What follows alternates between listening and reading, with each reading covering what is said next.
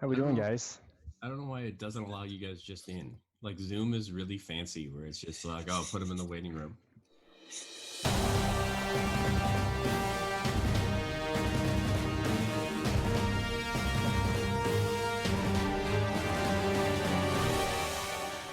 This is on repeat. There's no time. Come on.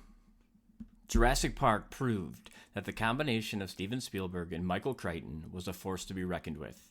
Add Jan de Bont, the director of Speed and cinematographer on Die Hard, into the mix, and conditions seemed primed for a Hollywood blockbuster at its purest.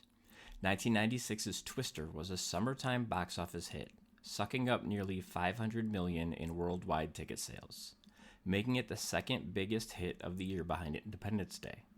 The film's success spun off, pun intended, a Universal Studios ride, like last episode's Back to the Future, E.T., and Jaws, that had a 17-year run at the theme park. In this episode, Paul Krogmeier, Dave Feeney, and Brad Bovenkerk ask if the film, currently streaming on Netflix, is deserving of even being mentioned in the same sentence as those other three. Is Twister a movie that can still exist, on repeat, or does it just suck? There is a mystery. Elusive. Unpredictable. Violent. It terrifies most scientists. But for a new breed, the challenge is saving lives. The research is deadly, and the laboratory is nature itself. And potentially could be a storm that has a winds in excess of 275 miles an hour. Let's assume the worst at this point. Joe! Bill! It's coming! Everybody underground now! Joe, come on! Get underground! Take cover right now! Go! Joe! Joe, come on! All right! Let's go! Everybody down!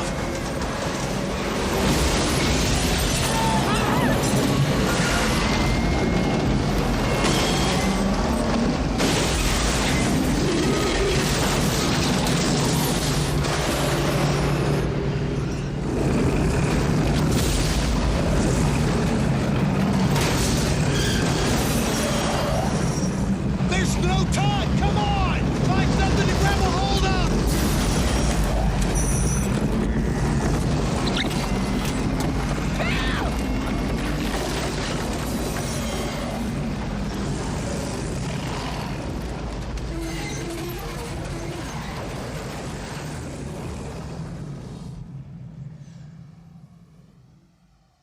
IMDb plot synopsis. Bill and Joe Harding, advanced storm chasers on the brink of divorce, must join together to create an advanced weather alert system by putting themselves in the crosshairs of extremely violent tornadoes. First of all,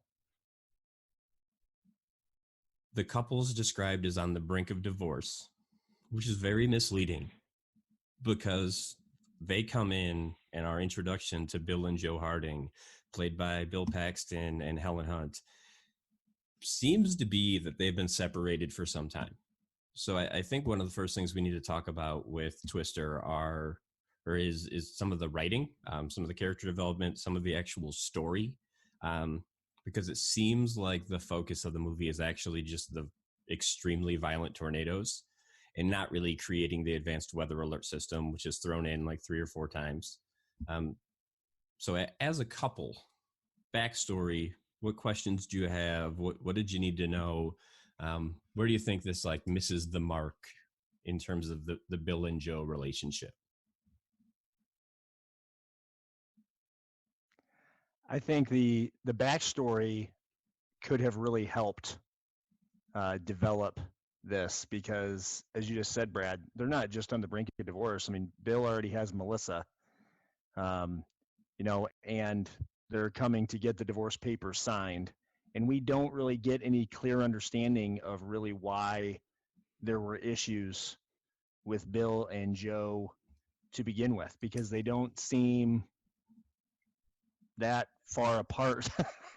Really, they reconcile without any even major communications or discussion. So I think they missed an opportunity, quite honestly, to not only develop that backstory, but really to show maybe Joe's life being like the tornadoes that she's chasing, because divorce, I think, can feel that way. And I think they missed an opportunity there that kind of the thrill of the chase is maybe even why they like each other. That's a great point. It could have been a good metaphor. But like in that scene where they immediately get in the truck and then they go off together and there's this back and forth about, oh, she's nice. And then they're trying to catch up and it's awkward. And like they missed an opportunity there. I don't think there's enough writing that's direct enough, because in every audience member's mind is like, well, what happened? And then they never answer that question. And then there's that moment where he's in the middle of the fight with Jonas, and then she mentions something about like, oh, you always had a hot head, and in this, I don't know, like they mention these character traits, but they never mention like why the character traits finally came to a problem. And like you said, like it seems like maybe they were just more in love with their profession than each other. So I don't know if there's something they could have done better to talk about that moment, or maybe it's just better left unsaid. I don't know. And there's a moment where she says, she like calls him out, like, you were never really good at following through with anything. And that seems like what the Dorothy advanced warning detection system is. And that's really kind of, I don't want to say like maybe the inciting incident, because that just seems super Englishy here on June 16th. But it's that idea of, oh, I can get this idea literally off the ground before Jonas, my rival, actually accomplishes it. So there's some value in me sticking around to do that. And he says, one day, I'll give you one day. But we don't know why he left. We don't know how long he has been gone for. Enough time has passed where he has found Jamie Gertz's character, Melissa. He is a weatherman, but we never see him be a weatherman.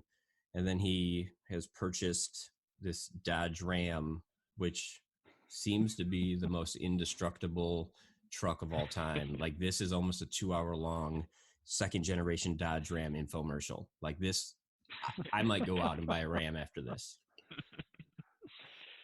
So I was thinking about, like, do you guys feel yourself pulling more for Bill or Joe in this relationship? Because I never got behind Bill's character, and I think that was one of the flaws, is like I find myself drawn to Joe, and I think maybe, we're going to talk about how I think Helen Hunt's way better actress, but like Bill is the one who obviously cut it off. Bill's the one who's pushing her to sign the papers. Bill's the one who gets the second wife. Then when they're finally starting to get together, he's the one that shows the anger issues. He's the one that's cagey about like what's happening with the new wife.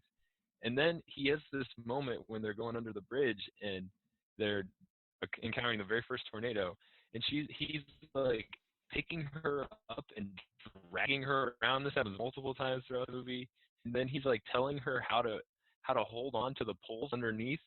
I'm like, you think she's a storm chaser and doesn't know how to hold on to a pole? Like that this is the best option right now? He's like, hold on, like do this, do that. It's like I don't find a lot of redeeming qualities in this guy. And I was way behind Joe, and Bill I just never got behind in the whole movie. And these are all, I think, major character flaws in the development of Bill. That character is that it's vastly inconsistent. I mean, he's referred to as the extreme, but yet he's the one that's super cautious for most of the movie. Joe is actually the one that, is repeatedly trying to run toward the tornadoes, it seems, or is asking him to speed up and go faster.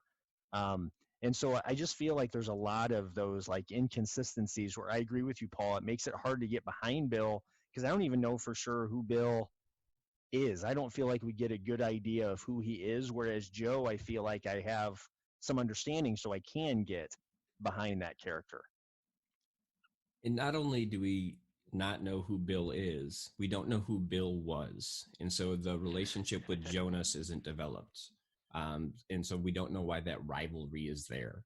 We don't know why him and Joe fell apart, which could explain why he's drawn to Melissa, the Jamie Gertz character, which there are flaws with, and there's just so many problems with the idea of them showing up in the middle of Oklahoma to collect signed divorce papers at this like mobile tornado camp. And what is she wearing? They were staying at a motel, and like there are just so many things where it's just like, yeah, we're joining in the middle of the action, but we need 10 minutes to care about the action. And I think there's flaws in Helen Hunt's Joe character, where Feeney, you brought up the fact that like she's the one like running towards the tornado and she's throwing caution. Get this, are you ready? To the wind.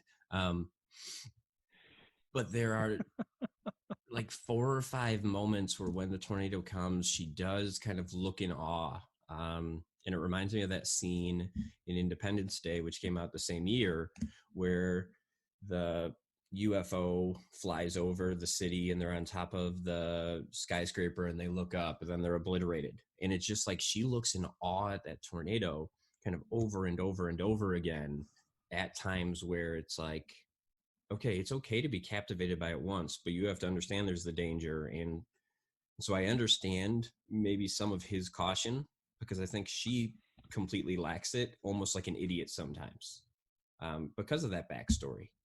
But that backstory is also incredibly, like the only backstory we really have is like the 1960 F5 tornado that kills her father.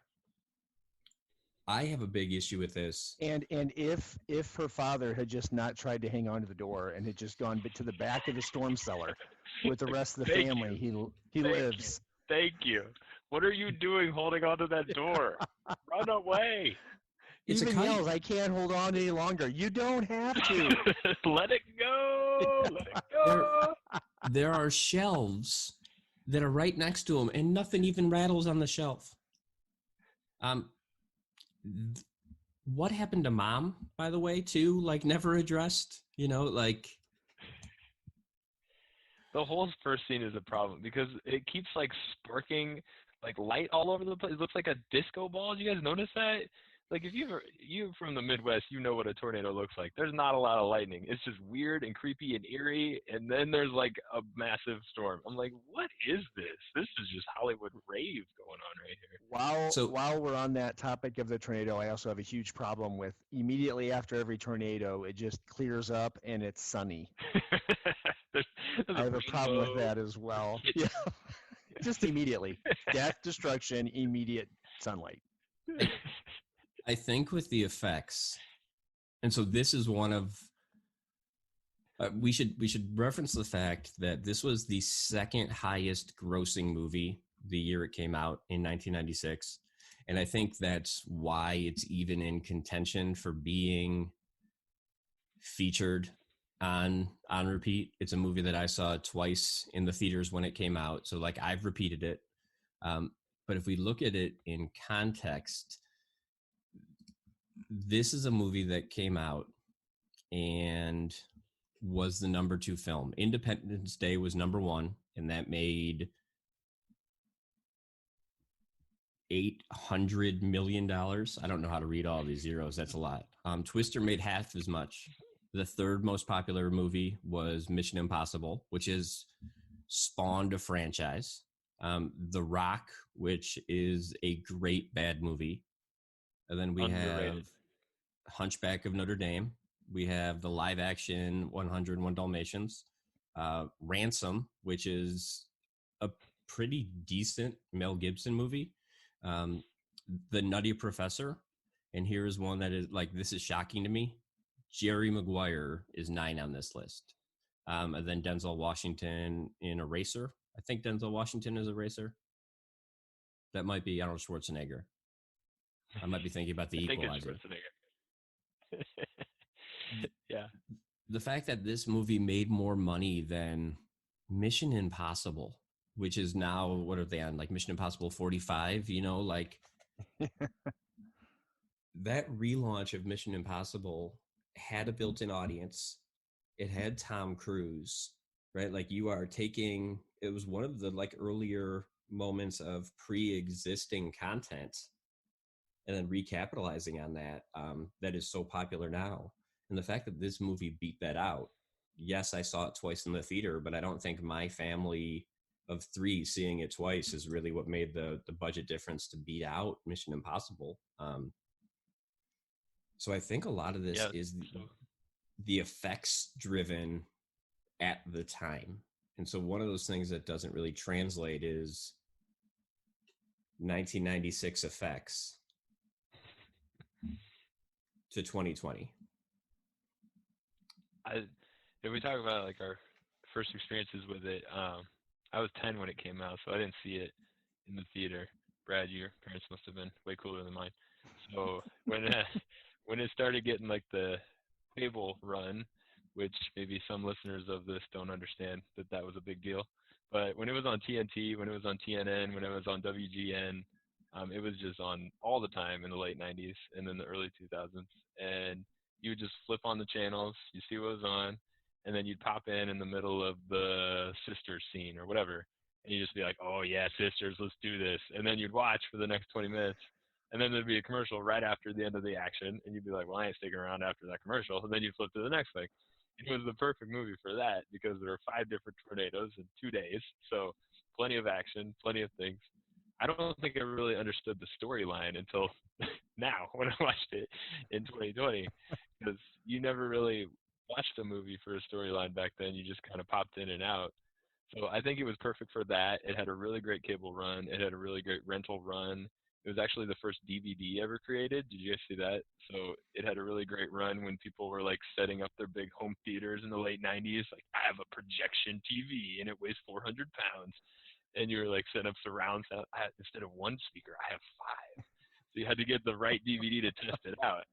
And that was the perfect DVD for that. So it really had a great run in the late 90s because it did do the special effects really well, and it was easy to jump in and out of. But yeah, you're right. As you watch it now, we expect so much more out of a movie. We don't want big spectacle blow-up stuff. We want something with a little substance behind it. So that begs the question, is it a great movie on those definitions, or is it a great movie in today's definitions, or what do you think about that? But Feeney, tell us your first experience with it. Well, this movie stands out pretty vividly with me. I was a freshman in college when it came out, and I was at Millikan University in Decatur, and actually a tornado had just come through and ravaged a large part of a subdivision in Decatur. The National Guard came in and blocked that area off, and the First Lady, Hillary Clinton, actually visited the area. It was a huge deal in Decatur, so much so that they delayed the release of this movie in the Maroa Forsyth happening theater, and then ended up donating portions of the proceeds from the movie to that area because people were protesting that the theater even showed it because they thought it was going to be too traumatizing for viewers. And I think that is, in some ways, that's part of the appeal, is that this is a disaster movie that literally any of us can relate to, especially, I guess, in the Heartland. Because this is something that we deal with, that we see tornado warnings. It's a fear. And then also it's dealing with that real issue of not having enough warning, and so it's dealing with that fear. And then Paul, to your point about it being the perfect movie to pop in and out of, that to me is the defining metaphor for me as a viewer, is that the film is like a tornado itself. You don't want to get too close. I mean, popping in and out for the scene and the action, that's perfect. But once during this process that I started to get close to it and really think about the movie as a film, it really, I felt dirty, like you would had you been in one of those tornadoes. I think we all know, you make a great point. Like in the Midwest, we all know, we've all been experienced in tornado, at least warnings and watches, and some of us have been lucky enough to see them. I come from Eureka, where we see them every other year. So, I mean, you're like captivated by it because maybe you've never seen one, or maybe you've never been inside of one, like they're trying to get inside. So there's that draw to the awesome force and power. But then I think for people outside of there, like they're like, well, what is this? Like they actually learn about tornadoes from this thing. I've talked to people who didn't grow up in the Midwest, and they're like, yeah, I have no idea what a tornado is, but I thought it was pretty cool, you know. So there's like that sort of thing. You can learn a lot about that. So it's just like a car wreck, you know. You're fascinated by it, and you can't take your eyes off of it, and so it has that pull to us that we're interested in. So there's a book about Oklahoma that I've read, and I'm just going to leave that sentence out there for a second because I read a book about Oklahoma, and it's called Boomtown. The state or the musical? The state, as Okay. featured in said musical. But I like my in-laws when they first got married lived in OKC. And so like that was part of the reason it was interesting to me. But it was written by a New York Times writer who I had really enjoyed. And it was also about how the Thunder came to play basketball in OKC. And so it talks about like all of these different elements of like Oklahoma's history. And it is a way better book than I'm describing it as. But one of the things it talks about is the like tornado fear. And there is a meteorologist named Gary England in Oklahoma who was for a very long time probably the most famous person in Oklahoma. He's actually featured in the opening scene giving the weather report. And that's a thing where if you're not from Oklahoma, you don't know that that's a real dude giving the report. And so when we can criticize the movie for like, I think there are actually 7 tornadoes if you count like the sisters as 2 during the 24-hour period. That seems cinematic and over-exaggerated, but there were times in Oklahoma's history, I think 1999, even after this, where there were days where there were multiple tornadoes that had touched down. So one of the things that the film does well is it's not an F5, F5, F5, that there are these like small, here's an F1, here's a F3, and there are storm cells because it's a storm system. And it's believable if you are from the Midwest and you understand tornadoes. But if you get to a spot where you are on either of the coasts, you don't understand that this is a very maybe real, plausible maybe concept. And I also think the timeliness of the idea of the storm chaser around this time, I think that was maybe the boom. To go with your reference of Boomtown, that was the boom of storm chasing. I remember being kind of vaguely familiar that this was a thing and that people did this and they were thrill seekers. And coming off of our discussion of Back to the Future as an adventure movie, even the way this movie starts after Joe's family experiences a tornado, then that title sequence where we kind of see Bill in the truck, there's very much that adventure music. And immediately I'm taken to kind of the thrill of the chase for these storm chasers. And so I think there's the fear along with the thrill that you get, which I think combines for a effective disaster movie.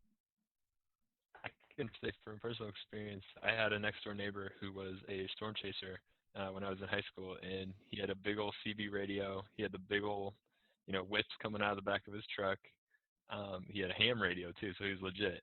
And he would take me out on these storm chases, and we actually saw a couple tornadoes. And there was the F5 in Eureka that was famous, and nobody died. But it was just like fascinating to see these things. And so when you're from the Midwest, like you have that experience, you know what it feels like. It's exciting. Like it really is cool to see that sort of awe and power. And so I think they do a good job of capturing that. They spend a lot of time building up to the tornado, and then they crescendo to there. And then to Brad's point, they build up in their intensity, and they do a good job in terms of building the movie towards that final F5, and they reference it throughout the movie and that sort of thing. And everybody in the Midwest gets that, because you always talk about, oh, that wasn't nothing. That just took down a couple trees. That wasn't like the one back in '97. Like there's always that sort of bigger and better feel to it. And so when then you do finally see the big one, it's like that was the moment. So that is one thing I think they do very well in the script writing. I think we also sometimes go ahead. Go ahead, Brad. Okay, I will. I think sometimes we forget too that this is happening when the Weather Channel is first coming out, but before everybody has cable. And this is before you have a weather app on your phone. And so when Joe's character talks about they only had 3 minutes and they only had 3 minutes, a lot of times your only warning would have been if the weatherman pops on to interrupt the programming, but you've got to be watching TV or listening to the radio, or the tornado siren. And the fact that we still test every tornado siren monthly is saying something about the realness of the threat and the fact that it exists in general, where we have that warning system. And then if you think about it, like 3 minutes isn't really a lot of time to get the family together and get down into the basement or in a room that has load-bearing walls that's in the center of the house. Like there are things where it's like, yes, this is a very Oklahoma Midwest problem, but you can relate that idea out. And I don't know if the movie does it as well as it can. Like it makes it about tornadoes, but it's like the urgency of fear, the unpredictability of life. Like there are elements in there where it's like you guys could have drawn that further to make this bigger than an F5 type thing. But I think there are real stakes in what Joe wants. The film doesn't do a great job of fully fleshing those out because it is just tornado porn. Like it is like, let's just show you these cyclones. On the discussion of the F5, for me, maybe one of the cheesiest parts is when they're at the aunt's house and they're talking about the different ratings of tornadoes. And Melissa, Bill's new girl, asks, is there an F5? And everybody at the table goes silent. Bill's about to take a drink and he freezes. And everyone just stops. And then when they're asked, like, what would an F5 be like? And then the character known as Preacher in the script says, the finger of God. And I just think it's hilarious that these storm chasers, clearly they all know what an F5 is. This wouldn't be like some scary, horrible thing that they would just immediately go into awe over, but it just goes silent, and Melissa feels like a fool for even having asked the question like she just asked about Joe's dead dad. Right. But to the writing's point, I think having Melissa along for the ride throughout, like you're constantly asking, like, what is she doing here? Why don't they leave her in the ditch? Like she's constantly asking those questions that we're asking. Yes. So it's an important plot narrative because we learn, like I was saying, like there's so many people who don't have experience with tornadoes and they have to know what the heck this thing is. Think about how well this movie did, like worldwide. Like there's so many people around the world that don't experience this. But I think the problem with the writing is that she's like dialed up to 11, right? She's just so stupid the whole movie. And then talk about dialing up to 11, like Jonas is ridiculous. And then the ultimate is Dusty. We need to talk about Dusty. We can't wait. The dialing up to 11 part of this movie is like, wasn't necessary. The twisters are enough to be dialed up to 11. We don't need the characters also dialed up to 11. So I think that's a good kind of transition into maybe some of the best lines or best scenes, because the finger of God quote is pretty great. I think that, yes, Melissa is overacting. I think that she was nominated or won a Razzie for like supporting actress or something, or like it was like worst performance in a movie that grossed over $100 million, which I didn't know was a category, which is so like, there's so much like, oh man, that's petty. Like that's a very petty category. And I loved it. I think that Melissa's character has some of the best lines in the movie. That like, I gotta go, Julia. We got cows. Like,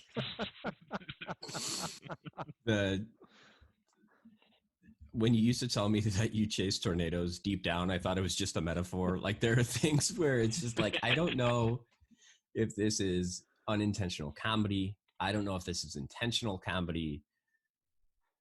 They're just like, she provides some levity, and also one of those moments where in an action movie you expect these like really badass lines, and her lines are so dumb they do the opposite of that, but it's just, it fills that same void. You know, it's that same thing of in some bad 80s blockbuster action movies, if somebody kills a guy with a hammer, he's like, oh, we hammered that out, you know, like you have those bad puns. And she does her own kind of version of that, which I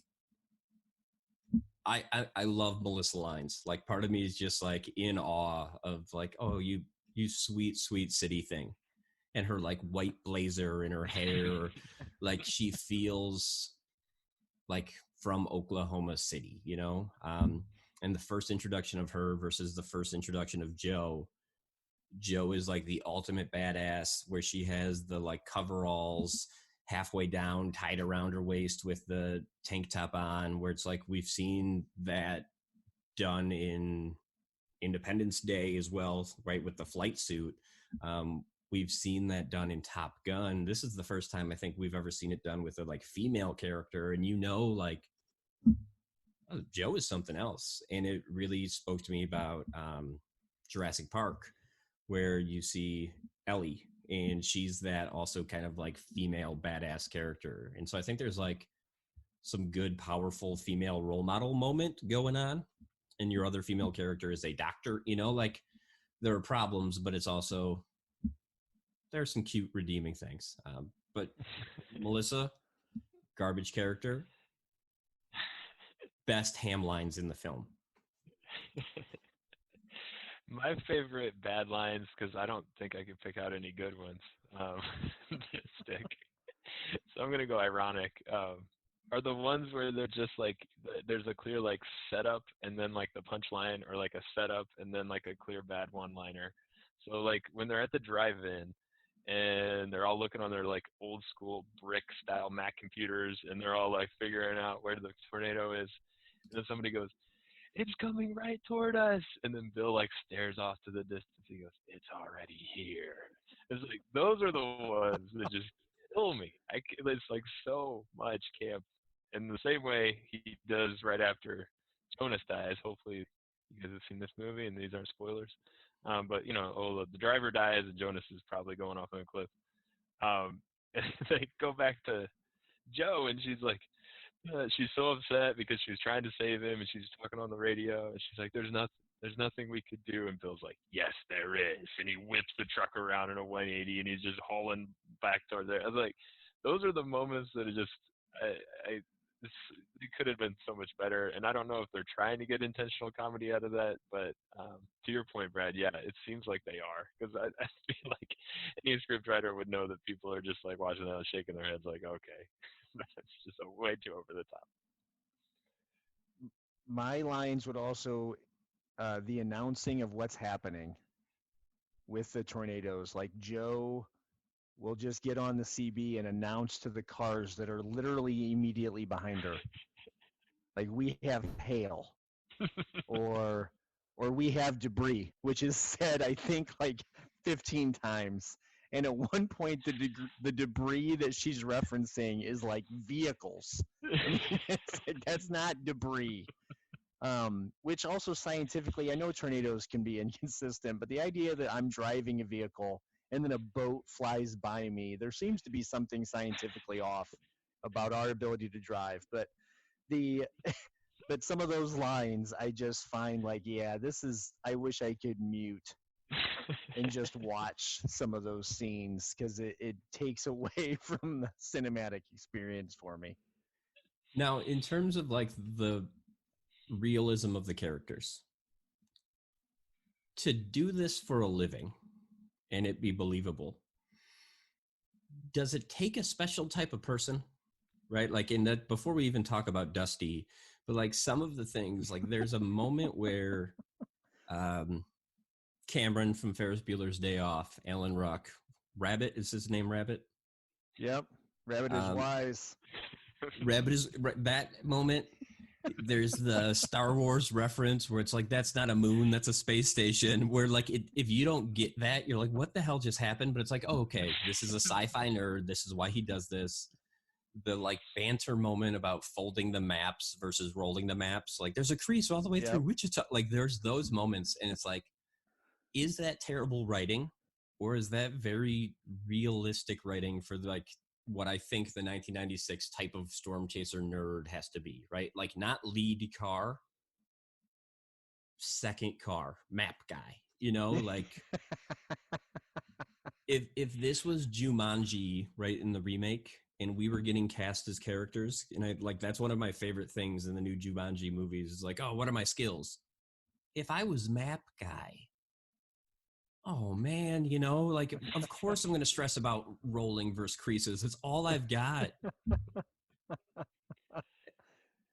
Speaking about the odd ducks in the, I mean, I don't know if you guys have any anecdotal evidence, but the person I was referring to before, I'll tell you a story. That this man I drove to my high school job with every day, so I got a lot of time in the car with this guy, and we carpooled. And very nice guy, so nice. But there were some odd duck qualities, okay? So we would be about 2/3 of a tank of gas, maybe 3/4, and we'd drive past the Amoco in Eureka, and he'd be, hey, that gas looks really low. I think it's like 3 cents lower than yesterday. I'd be like, yeah, that's pretty good. He's like, we're going to stop in and top it off. I'm like, wait, what? So we pull in, we'd pick up $6 of gas, and we'd be right back out. And he would do the same thing of, oh, well, you know, I think the best fuel mileage for my vehicle is to just pop the clutch and just go coasting down the hills and maybe go like 40 miles an hour. So we have people just on our butt the entire way to work every single morning. So yeah, so anecdotally, I can say it takes an odd person, and I think Dusty is the perfect embodiment of that because he just dials it up. Like, so everything I saw going on there was perfect. So I really enjoy Philip Seymour Hoffman. He was excellent. Every time he came on screen, I really had a lot of fun. I think there are probably more storm chasers like Dusty than like Bill and Joe. And I also think it's fascinating to me that when they go to the aunt's house and they all have a chance to shower, we only really get evidence that Bill takes a shower and Joe takes a shower. Like, I don't think Dusty has any desire.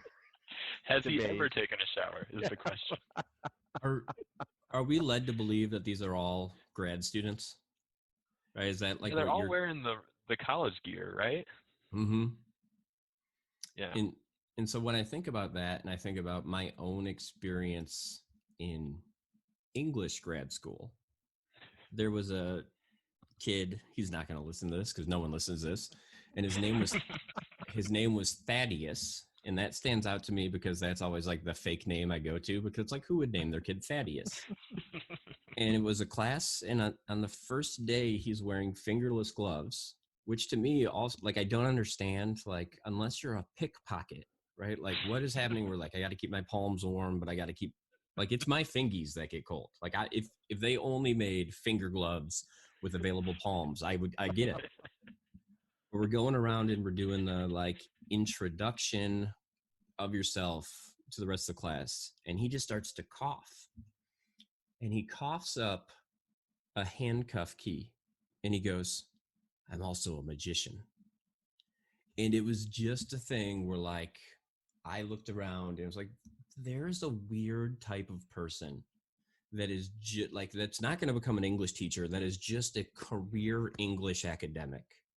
And I think that, like, that probably is true of the advanced weather degrees as well. Like, it's just, there's got to be some quirks.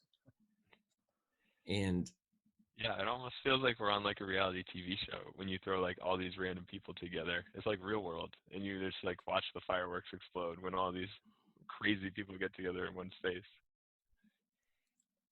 Maybe it's because I like Philip Seymour Hoffman, but I want a little bit more from Dusty. All we get is the one-liners and the celebration, like the rock concert type thing. I wish there was a little bit more to him than just that was awesome, man. Like, it's just constantly that. And it's like, okay, you've seen this a bunch. At some point, you're no longer like, that was the coolest thing ever. You're absolutely right. The casting was a bad choice because some people consider that man to be like the greatest actor of his whole generation. Yeah. And you watch some of the other movies he's in, and he's got range. So choosing that guy for that is like, completely underwhelming visibility. That is true. He's also responsible for a lot of the soundtrack. And I don't think when people think about Twister, they think about the soundtrack. But one of the first things that like really stood out to me on repeating this was how quiet the soundtrack was. And I'm thinking about this compared to like Armageddon. And Armageddon is like celebrating its soundtrack, where it's like, we're going to make Aerosmith some money here. But if you look at the soundtrack, it's Tori Amos, Eric Clapton, Lindsey Buckingham and Stevie Nicks, Red Hot Chili Peppers, Rusted Root, Shania Twain, Deep Purple, Goo Goo Dolls, Soul Asylum, Belly, Edwin McCain, Lisa Loeb, Van Halen, Alison Krauss and Union Station, Katie Lang, and then we get another Van Halen. And it's like, this should be the quintessential 1990s soundtrack. Like, this should be something that, like, if we went through Feeney's CD collection, maybe probably cassette, everyone should have like That's run a low out. blow, Paul. Everyone should have on paper run out to get this based on the names. And the fact that no one talks about it is like, oh, these are, with the exception of the Goo Goo Dolls song, which is Long Way Down, which I think had commercial success. Like, these are just kind of like throwaway songs outside of Motherless Child by Eric Clapton. And that's the only one that's really, really featured. And that's one of those things where it's like, I think they're missing a mark with some of the things that we expect in a film. I read somewhere that the director, Jan de Bont, said he instructed to play this louder in movie theaters to like give the full experience, and that it had a history of blowing out home stereo equipment because the bass was so high, like it was so unbalanced. And as I was watching it with my wife, when it stopped and we just went to like the regular TV show, it was screaming at us. And it was like, oh, we had to turn the volume up so high to be able to hear even the dialogue. And that's another one of those things where I think like that, it is so tornado centric that it's not about Bill and Joe and we can throw anybody else in there. And that might be why the lines feel so over the top. And that might be why you need Philip Seymour Hoffman as Dusty, who is almost as big. And then you pair Melissa with him towards the end. And it's like, well, if I'm riding around with him, it makes sense why I have this kind of like weird breakdown where it's like, it doesn't even matter. I'm not even upset. All right, let's go. You know, like he's just so traumatized because this is such a out of body experience for her. And in the same way, it's an out of body experience for Dusty, but it's like everything Dusty wants. I love Philip Seymour Hoffman here.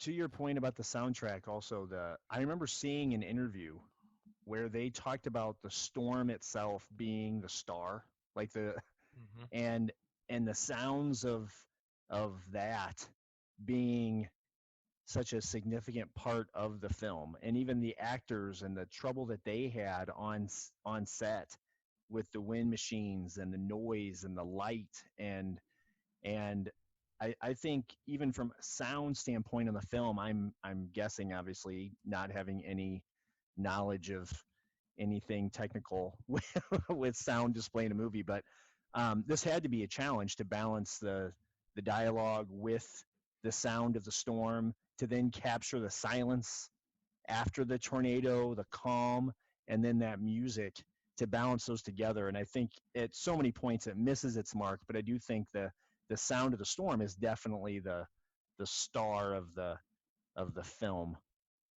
Which is interesting. When it was nominated for a sound Oscar, it didn't win. Yeah. I mean, like, it has some moments, but other places you're wanting more. Yeah, for sure. I don't know. Well, I think part of the reason for that nomination is just the challenge. You know, it's kind of like the special effects, or, you know, of going to something that has the opportunity for all these special effects. Well, the sound mixing, this had the opportunity for unbelievable sound. Yeah. So that, you know, there's a nomination, but like you said, it didn't win because I don't think it quite got there.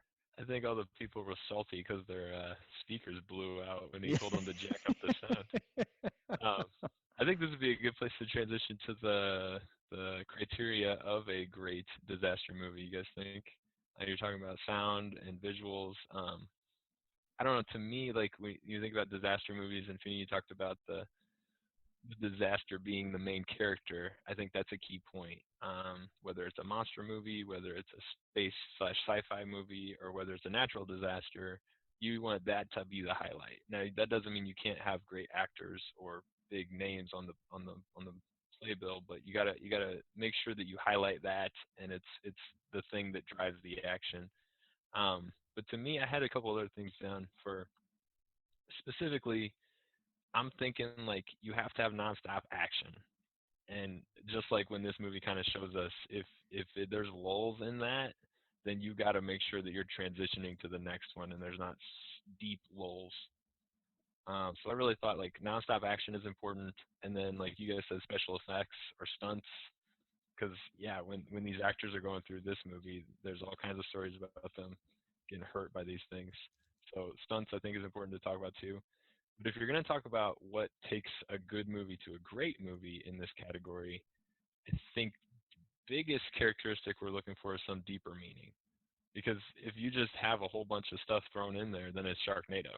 So what makes a great disaster movie? I think we're looking for, like, some metaphor, or maybe some lens we can read it through, or maybe, you know, the writing and the acting actually comes through beyond just the action set pieces. So I had those three things: action, the special effects, and deeper meaning. What do you guys think about those?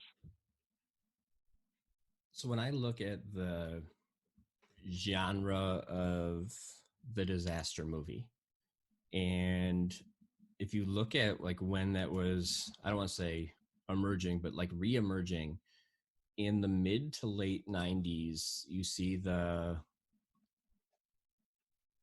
that start to come around. And I think that, like, early in the 70s, you've got Airport and The Poseidon Adventure and Earthquake and Towering Inferno. So I think, like, in terms of, like, the American disaster, the natural disaster movie, you see it in the 70s. And I can't really speak to that. But I think when it shows up, the, like, rebirth in the 90s, and I think you could even include Titanic in here in 97, but you have Daylight with Sylvester Stallone about the collapse of the, like, Holland Tunnel. You have Deep Impact. You have Armageddon, Volcano, and Dante's Peak. Like, I love that there's a pairing of both of those, where it's like, okay, two different studios are making asteroid movies and two different studios are making volcano movies. I feel like in the 90s, things were stable in the country. Like, we're after the Gulf War, we're doing relatively well in the economy. I mean, socially, things in the White House weren't great, like, but this is also pre kind of the Clinton affair stuff. This was like a boom for the US. And so I think that, okay, how do we play on American fear? These natural disasters play up that kind of unpredictability of everyday life. And so I think, like, that might be why we see that boom at this time period, where it's like, okay, you guys think everything's going so well, but we are just minutes away from something nobody knows about. And so, like, in terms of the deeper meaning, I think, like, as a genre, you can find that. But in terms of Twister, I don't really think we got that. It's really important, I think, to recognize that The writer is Michael Crichton, and the director is Jan de Bont. And Jan de Bont was the cinematographer on Die Hard, and then went on to direct Speed.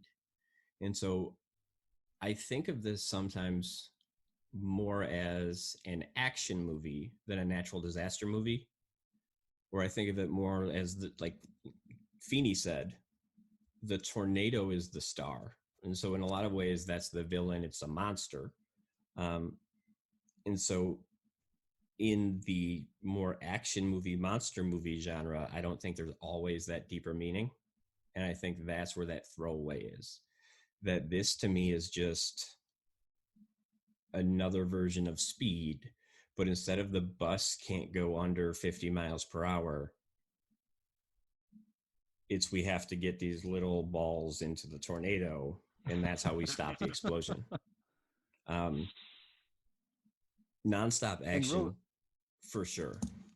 Yes, and I actually think that's a weakness because of what you said, even about the action. So if you think of like a monster movie like Jaws, Spielberg said that one of the keys in retrospective Jaws is that we see just enough of the shark to be terrified, but yet to still hold it kind of in this fearful, where is it kind of thing. And I think they could have done that more.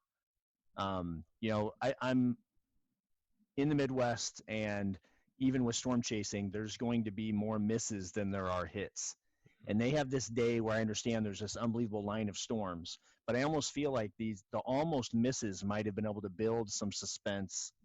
And then all of a sudden, now it's hitting us unpredictably.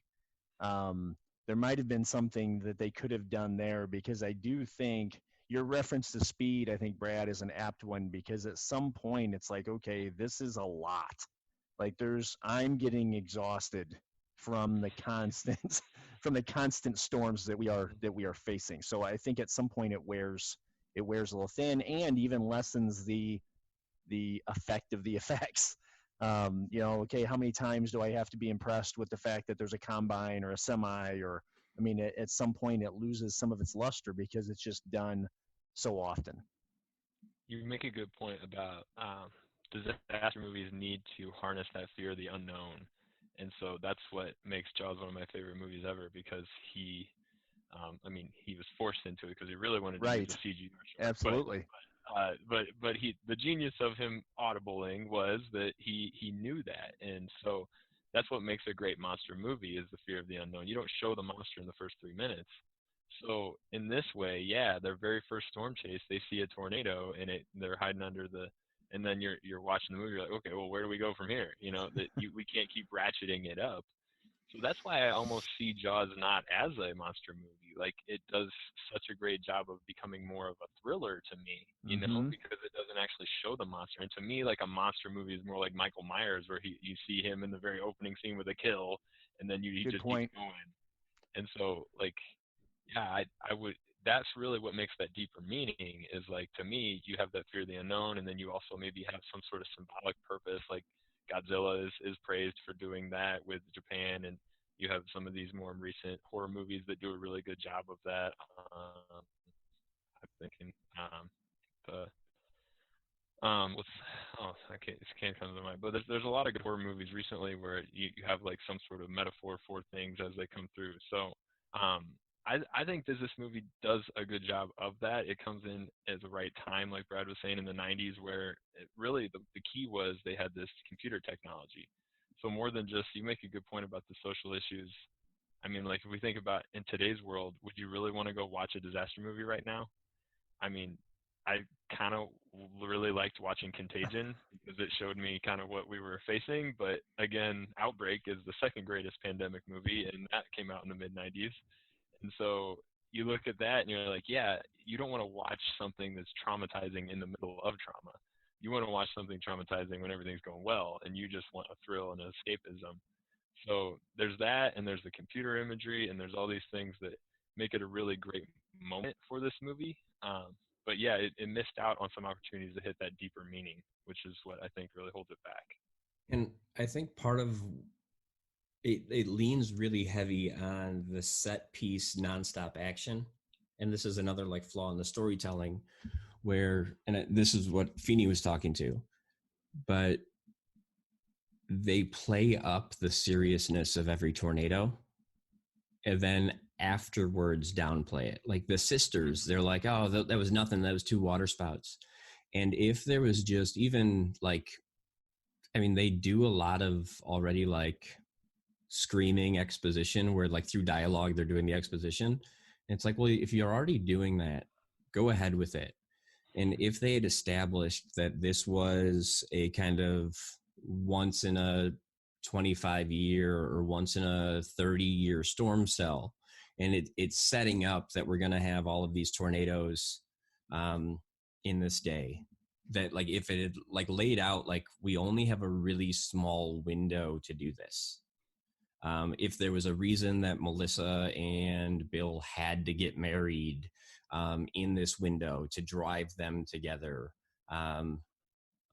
you know, like if like I feel like some of those things could have raised the stakes a little bit.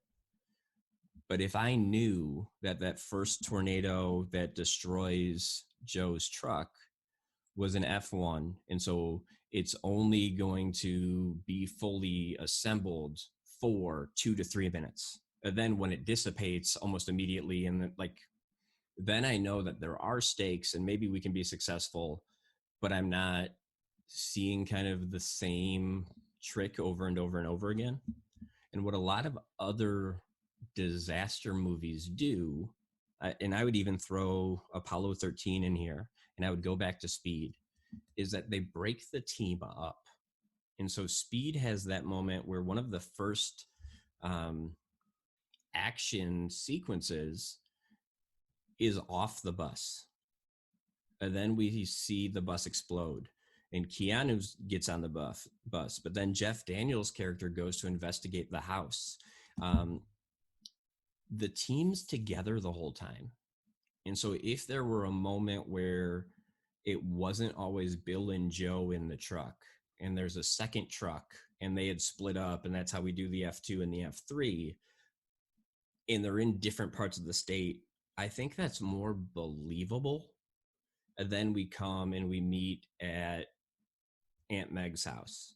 And so I think by trying to keep the 2 stars together, which makes sense for a blockbuster, you actually hurt the movie, because it's like, how is it possible that this group with this technology in this time period is here?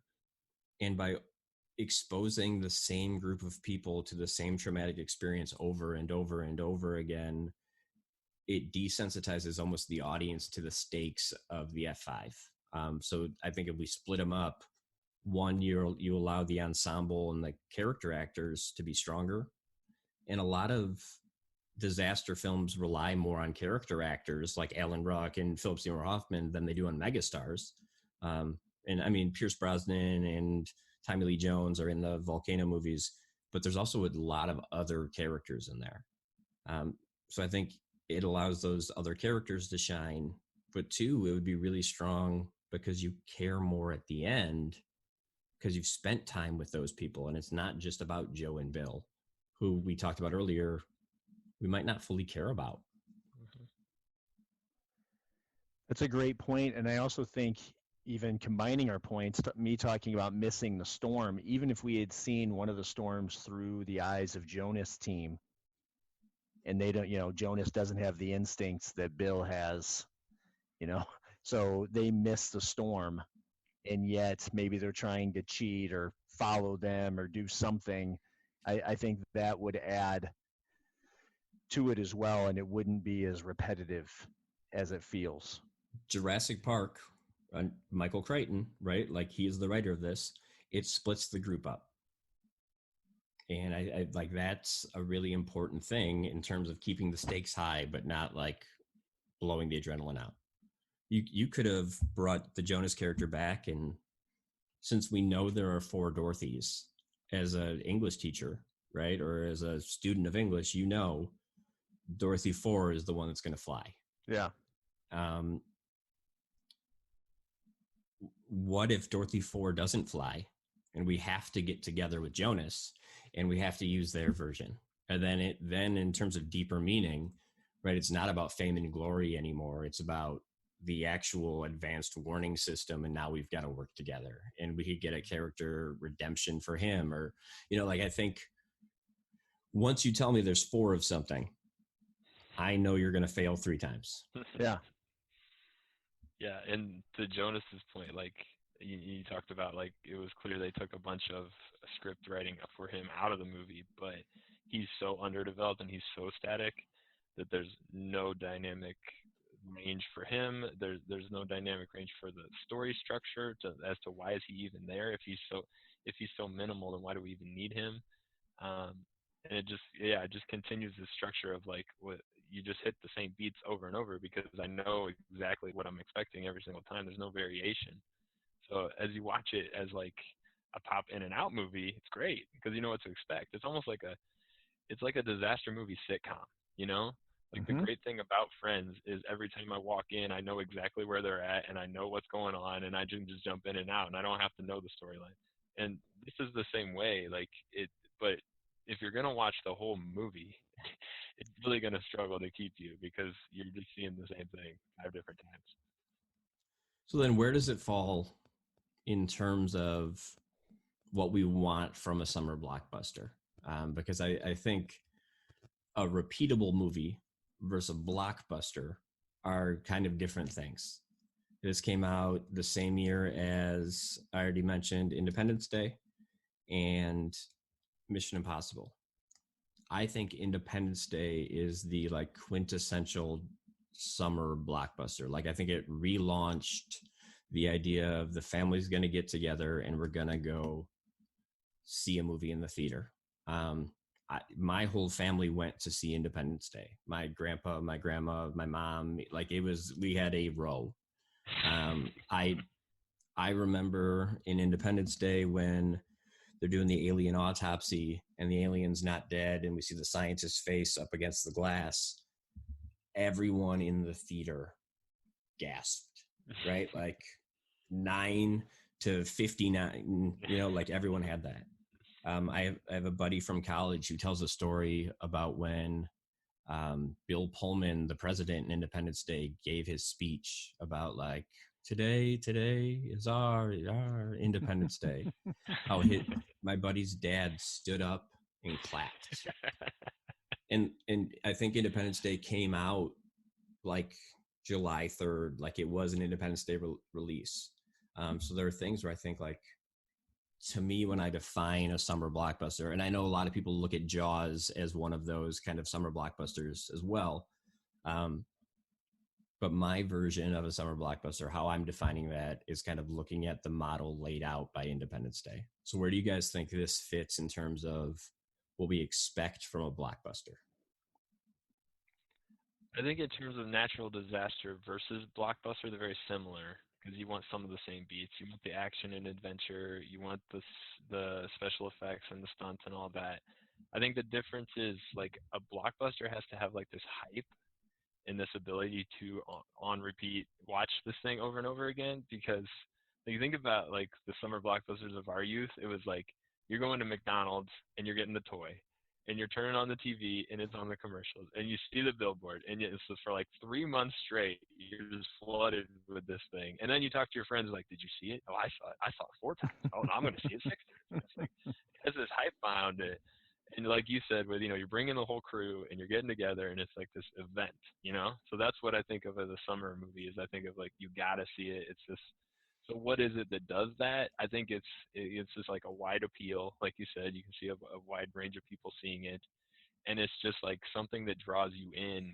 So whether that's an alien or whether it's a natural disaster, but like something that really has that captivatingness to it. And we talked about Twisters have that, and this is like the quintessential tornado movie, So I think they missed some opportunities there because they had that moment, they had that source material that they could really do that with.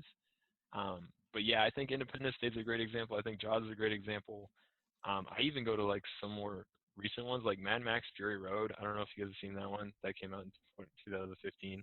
Like that is to me like the quintessential summer movie. Like it is just practical effects and like stuff coming out of everything and it's like high energy and it's crazy, but then it also has like this deeper lens you can watch it through. You can watch it through this feminist lens. You can watch it through the environmental lens. You can watch it like it's telling you a story. It's trying to make you think. But on the surface, it's just like bang, it's in your face. It's just nonstop thrills. So I think that's what you want is like that 2 layers of meaning again. But I think it has to have that hype too. I think that's what really differentiates it from the disaster ones. And I think for me, Twister's more in the line of like the beach read. I mean, it's the movie. Hey, it's entertaining, and you don't have to think. You know, there isn't that deeper meaning. You don't have to think too much. It's actually okay if you can't hear the dialogue. Might even be better. But you can enjoy it. There's an adventure aspect to it. It is entertaining. The effects, while they've lost some luster over time, you know, the effects are big. You know, they're comical in the sense of the cows flying by. They're impressive with the combine or with the semi. So I think it's entertaining, blockbuster, huge. I think, those movies that you guys mentioned, I think, no pun intended, blow this one away. The idea of something to talk about, I think, is really important. And Feeney, I think you're right. This is a beach read, right? This is comfort food. It's background noise. It's I'm doing chores on a Saturday and it's on TNT. Then I think about other summer blockbusters in this time period of my youth. Like I think about Men in Black is another example. And I know I'm leaning really heavily in the Will Smith here. But there was a thing or a scene or a moment that you would take away and it like worked its way into the zeitgeist. And I don't think there's a Twister scene or a line of dialogue or a moment that becomes zeitgeist. When Wedding Crashers came out, old school, which are very different types of movies, but I think are blockbusters. And you would see that kind of like language and the jokes, The Hangover, right, permeate themselves into pop culture. And I don't remember that happening with Twister. And so in that like beach read kind of vein, I think like Coyote Ugly for me is another movie that this is similar to. That it's like, yeah, it was good and I've seen it a couple times, but maybe I'm repeating it because it's just being shown to me a couple times. And then the first time you watch it, you're like, that was good. And then you watch it again or you try to show it to somebody and you're like, oh. Like Men in Black is a movie that I think holds up and like I want my kids to see it because it's cool and the special effects in that are the same time period, but they hold up, and I think that's something you have to be in consideration of when you are making such a effects heavy movie. Mm-hmm. Yeah, so I think you really have to ask what do you want out of your summer blockbuster. You just want to be entertained. I think there's so many good ones from the 90s that do that. But like, yeah, if you want a deeper meaning, this is not it. I want to point out my boy Roger Ebert's quote on this movie. He said it perfectly. He said it in his 2.5 star review out of 4. He said, Twister is impressive. The tornadoes are big. They're loud. They're violent. They're awesome. They look great. So then he said, you want loud, you want dumb, you want skillful, you want skate. This Twister works. You want to think twice about seeing it. So I think that's perfect. Like if you want that out of your blockbuster, then this is the perfect movie for you. So I think it depends on your definition. If your summer blockbuster is escapist and you do want to just escape and have that moment, then I think this is perfect because it doesn't do a whole lot of things that even force you to, because there is no storyline. You can't follow the storyline. So you can just turn your brain off and enjoy the popcorn. But if you do want something deeper, if you want that sort of an analysis to it, there's nothing there to get. I love that you said enjoy the popcorn because this is a popcorn movie more than it is even a blockbuster. Like enjoy the popcorn, and you can get up and go to the bathroom during it, and you can go and refill your soda during it. Like it's a pop. Like I can go get popcorn after the tornado is hit. So as we're kind of, I think, like getting close to wrapping up here, at the start, I mentioned that kind of internal question or eternal question of, is Twister a good movie? And I think this allows us to maybe talk about the things we liked, we didn't like, some of the questions we have, some of the quips and quibbles. But where do you guys stand on, okay, maybe it's not a blockbuster, maybe it isn't an everyday repeat that you're going to go back to year after year. You're probably not going to buy the Blu-ray. Is Twister a good movie? Well, I resent that Blu-ray comment because I own 5 VHSs. Okay. Besides the Disney movies that you can get for like a quarter, so I think it's great to have a VCR around your house when you're a parent, because Disney Blu-rays are very expensive, but the quarter VHSs are worth it. But other than the Disney movies, we have the 3 Jurassic Parks. We have the Gone with the Wind multi-pack, which I love to make fun of Gone with the Wind. So that's for another day. But the number 5, the other VHS we have is Twister. And I was looking at my VHSs and I didn't even remember I had it. But we kept it. And I was like, why did we even keep this? But like, I think that's it, is like, you know, whenever you just want to like test out the sound system, whenever you just want to escape and, you know, turn off your brain, it's a great movie. It's good for that purpose. And I think it is a good movie. And I keep coming back to the idea of like, I saw in 2014, I was doing the research, somebody made another tornado movie. It was called Into the Storm. I don't know if you guys have seen this, because I surely haven't. And I don't think many people did, because they kept ripping it and kept saying it was basically Twister. And I kept thinking, like, if I really wanted to redo a tornado movie, what would I do differently? I guess I'd add a little more story and make it deeper, but like, it's not really the point of a tornado movie. The point of a tornado is to just enjoy the tornado. So I don't think you could even remake a tornado movie. Like, they tried and it went really badly. And so I think to that point, it is the perfect tornado movie. It is a really good brain off movie. And so therefore, it does what it came to do, and it was successful, and people like it, and people rewatch it all the time. And I think in that sense, it is a really good movie. I agree with you. I think it's a good movie. It is entertaining. I think that your quote of Roger Ebert, I am all on board with. You know, if you want to think twice. And I don't, but I am very good at not thinking. So for me, this is just fine. I do find, as far as quibbles, I find some of the dialogue to be maddening.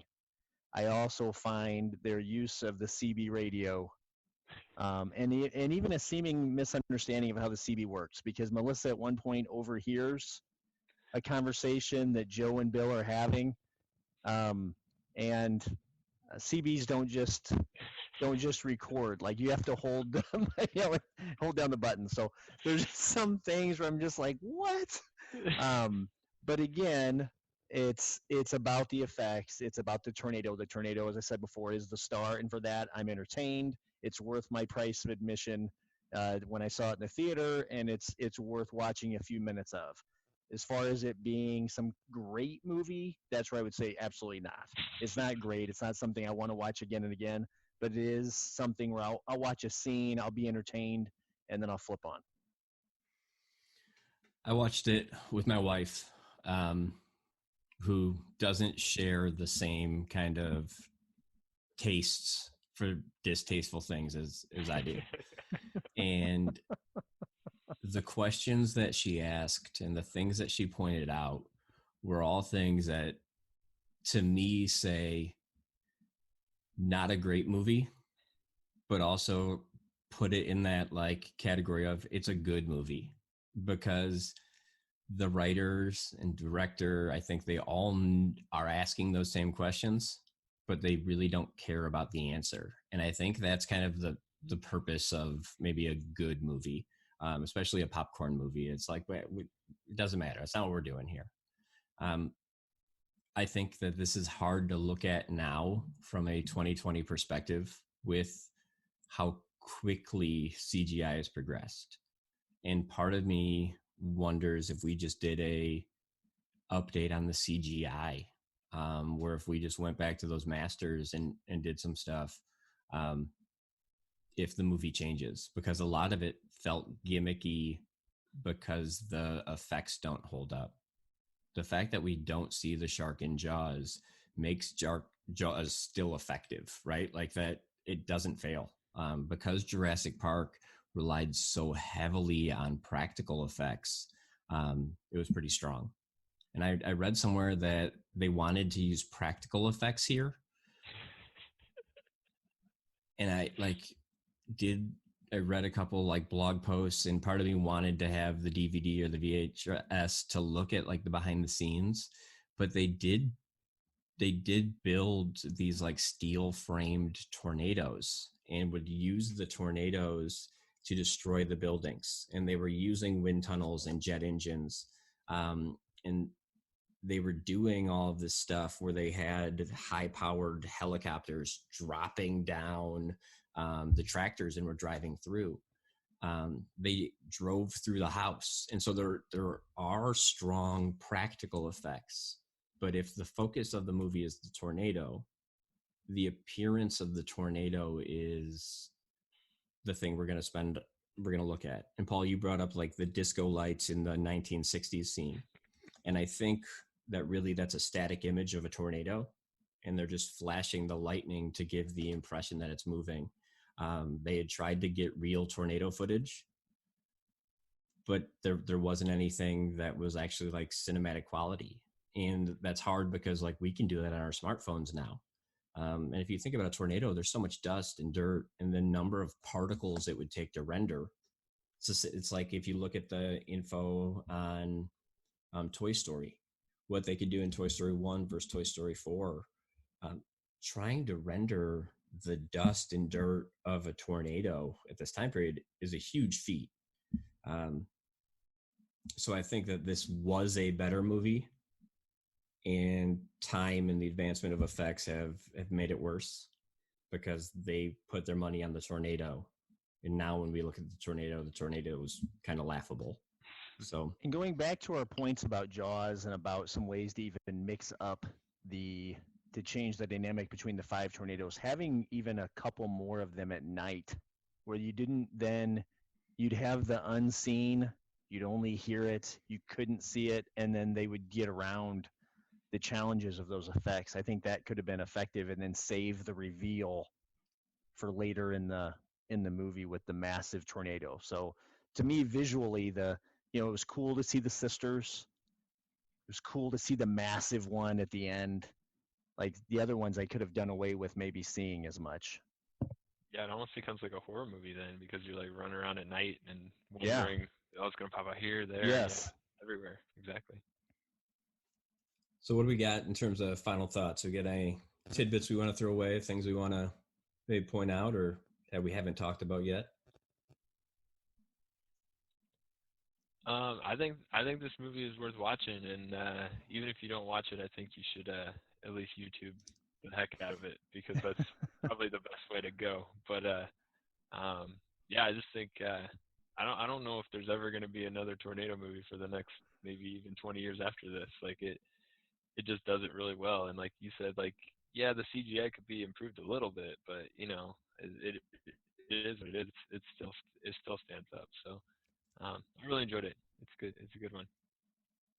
And I think, Paul, you mentioned it was like a car wreck in some sequence, and I think for me that's the takeaway is I enjoy the actual action of the car crashes of the tornadoes, and then I also enjoy the metaphorical car crashes of the dialogue and the lines, that it adds brevity, to this, that I can look at that and laugh. And so yeah, I think it's entertaining and definitely worth watching, but not one I want to watch repeatedly, closely. It's a movie that makes me wonder why Helen Hunt wasn't a bigger star. It doesn't make me question why Bill Paxton wasn't a bigger star. And I've always struggled with keeping Bill Paxton and Bill Pullman separate. And in watching this, that makes me feel like it was so rude to Bill Pullman, and that I've degraded his career that way. But Helen Hunt, I knew growing up because of the sitcom Mad About You with Paul Reiser, and loved her in As Good as It Gets. And she's very strong in what women want. And I think looking at this, Helen Hunt is like the strong kind of every woman. And I read somewhere that Tom Hanks was considered for the Bill role. And I think about Helen Hunt and Tom Hanks in Castaway, and you don't question that relationship there. And Helen Hunt, don't get me wrong, she is beautiful, but you don't question if she belongs with Tom Hanks. And Tom Hanks is not beautiful, like he's an average dude. But like that range of Helen Hunt where she can be this kind of like bombshell with Mel Gibson, who was a heartthrob, and she can be the wife of Tom Hanks, who's a FedEx driver. Like she almost has this Hanks-esque quality of every woman, where she can play bombshell, but she can also play girl next door storm chaser. And part of me just wonders why, after winning the Academy Award for As Good as It Gets, that we don't see more of her as a Meryl Streep or as a Susan Sarandon type role, where it's not about just being hot leading lady, but it's about being kind of like, or not just ingenue, it's about the acting skills. And I don't know if she's an amazing actress, but I've always believed her in the different roles, and I've never conflated them. And I think that's a really important thing. So I always felt like one of the things that sucks here, tornado joke, is that the tornado's the star, where this could have been a great vehicle for Helen Hunt. But she was playing second fiddle to 85 tornadoes. Yeah, I have nothing to add there. I really liked Mad About You. That's a good one to go back to. I really liked her in Castaway, all 2 minutes that she was in the movie. Yeah, I don't know why. You're absolutely right about her range. She was a great actress, and it's sad. I think you're right that she always kind of played second fiddle, because she does in As Good as It Gets too. So I don't know if she ever really had that moment to star, and then maybe she just didn't pick the right character acting roles to really transition into that, maybe as a later actor, because she really had a great chance to be a good character actor, I think, as she got older. Just recently in 2018, she was in the movie The Miracle Season, which is about a volleyball team based on a true story, I think in Iowa, where a girl died of cancer. I went to see it with my daughters, and I didn't even know Helen Hunt was in the movie. And she plays the volleyball coach, and it was really odd. The movie was fine, but I mean, it was really odd because it was like seeing Tom Hanks from the 90s. I mean, it would be like him, like if you hadn't seen him for a while, and it was like, wait a second, he's in this? Like it was a strange thing, because I hold Helen Hunt in this higher thing from the past, but yet it hasn't added up to where she's ended up. So yeah, I agree with you that it's just kind of strange to consider that kind of where it seemed like she was headed and then where it went, whether by her choice or not. Yeah, maybe that was the problem from the beginning. I mean, maybe she wasn't a leading lady. Maybe she was a character actor, and then she kind of miscast as that at the beginning, and then kind of struggled to transition into that because people had that expectation of her. Mm-hmm. Finding the right roles for that is hard, because maybe you get used to that paycheck or that prestige, and you're looking for that role, and it just never comes out. Well, after this, Jamie Gertz, who plays Melissa, her like film career kind of fell off, and then she ended up on like Still Standing, right? So like we see that like 90s arc of film to then TV, whereas we saw in reverse with Helen Hunt, TV to film, and that's really hard. And like Jennifer Aniston has struggled with that, where her film career, and so I think part of it might just be when you're first introduced at this time period, when you're first introduced to somebody as a TV star, that crossover was really hard. And to be able to do it 3 times successfully is probably a success. And I'm looking at this maybe from a modern media world where you live in both realms of a paycheck's a paycheck. And I think the one thing we can agree on is that everybody involved in Twister got a paycheck. And real quick on that note, Jamie Gertz I find fascinating because she was somebody that she kept popping up during my kind of, I guess, even childhood into adolescence. You know, she was in 16 Candles with a small role. Was it The Lost Boys? Yeah. She was in.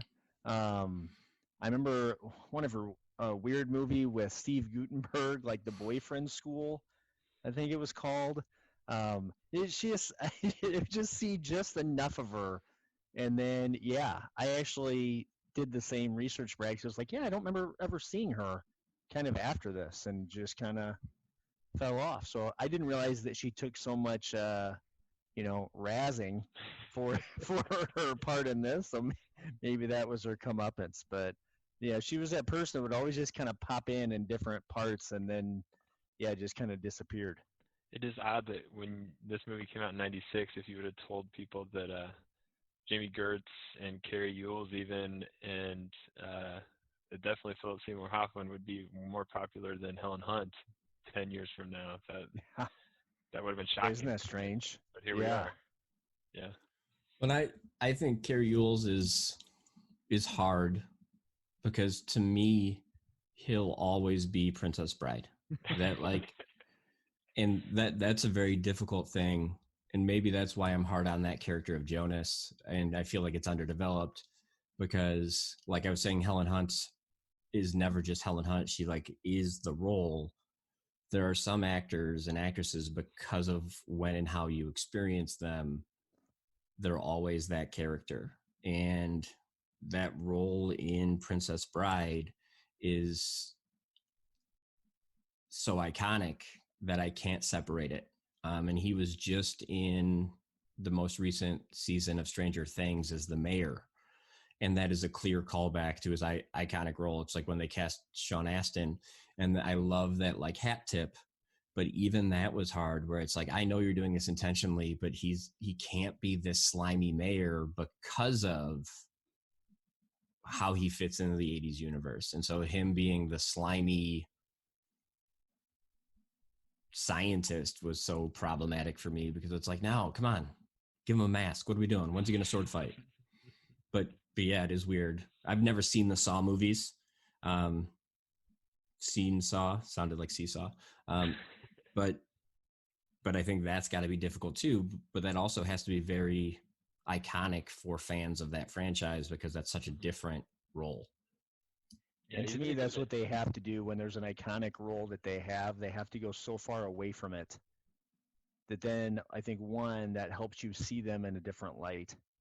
Because for me, what I think of is he's the new boyfriend in Liar Liar. Yes. And I remember seeing that and being like, hey, it's the guy from Princess Bride. And it never really fit for me. And I had just seen that movie actually on cable here recently. And so the idea that I think Saw in some way helped me kind of release that almost, because it was so different that I did not see him as, oh, it's the guy from something else. Yeah, you have to pick a different genre for sure, because when there's two comedies next to each other, you expect him to start doing slapstick stuff right next to Jim Carrey. Yeah. When he shows up in Saw, you're like, okay, well, this is definitely not that. Yeah. And I think he's very good in Saw, but then again, like you said, then he gets tied to that franchise, and then he gets stuck in another rut. So then you have to pull yourself out of that again. So I think he is a good actor with range, but some of those actors just get stuck in those situations, and I don't know if they're really hating it, because that right. It's a compliment and a curse. Yeah.